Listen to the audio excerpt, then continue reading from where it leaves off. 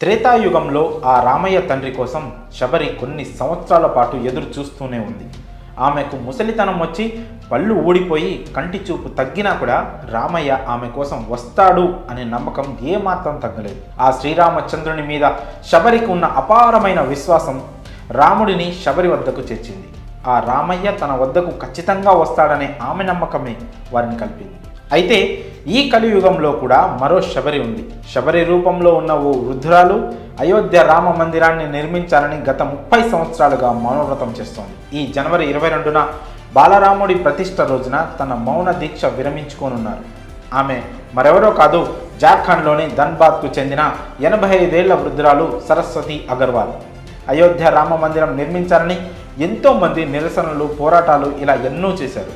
ఈ క్రమంలోనే 30 సంవత్సరాల క్రితం సరస్వతి అనే ఈ వృద్ధురాలు రామయ్య మందిరం కోసం మౌన దీక్షను చేపట్టారు. అయోధ్యలో రామ మందిరాన్ని నిర్మించి ఆ రామయ్యను ప్రతిష్ఠించే వరకు ఎవరితోనూ మాట్లాడనని ఆమె శపథం చేశారు. నిత్యం శ్రీరాముని స్మరణ చేస్తూ రామయ్యను భక్తి పారవశ్యంతో కొలుస్తూ ఉండేవారు. కొన్ని సంవత్సరాల క్రితం సరస్వతి చేపట్టిన మౌన దీక్ష ఈనాడు అయోధ్యలో రామ మందిరం నిర్మించడంలో ఓ పాత్రగా నిలిచింది. ఆలయ నిర్మాణ పనులు శరవేగంగా జరుగుతుండడంతో సరస్వతి ఆనందానికి అవధుల్లేవు. కాగా ఇన్ని సంవత్సరాలు ఆమె మౌనాన్ని అయోధ్యలో రామయ్య ప్రతిష్టాపన రోజునే రామ్ సీతారాం అంటూ దీక్షను విరమించుకున్నారు. ఇక ఆమె తదుపరి జీవితాన్ని కూడా అయోధ్యలోనే రామయ్య సేవ చేసుకుంటూ గడపాలని నిశ్చయించుకున్నారట.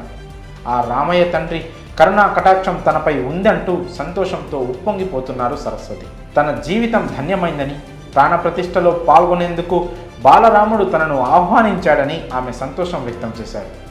తన ఇన్నాళ్ల తపస్సు సఫలమైందని, తన కల నెరవేరిందని అన్నారు. 30 ఏళ్ల తర్వాత తన మౌనం వీడనుంది.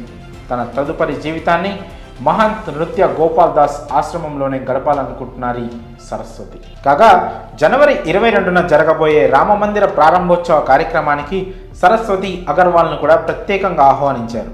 ఇప్పటికే ఆమె కుటుంబ సభ్యులు ఆమెను అయోధ్యకు తీసుకుని వెళ్ళారు. అయితే ఆమె మొదటిసారి 1992లో అయోధ్యకు వెళ్ళారు.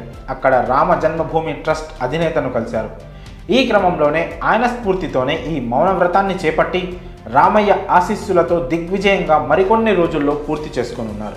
ఏదేమైనా ఇలా ఎంతోమంది భక్తులు అయోధ్యలో రామ మందిరాన్ని నిర్మించడం కోసం తమకు వీలైన కృషిని చేస్తూనే ఉన్నారు.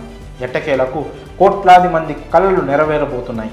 మరి అయోధ్యలో రామ మందిరం కోసం 30 ఏళ్లుగా మౌనవ్రతం పాటిస్తున్న ఈ కలియుగ శబరిపై మీ అభిప్రాయాలను కామెంట్స్ రూపంలో తెలియజేయండి.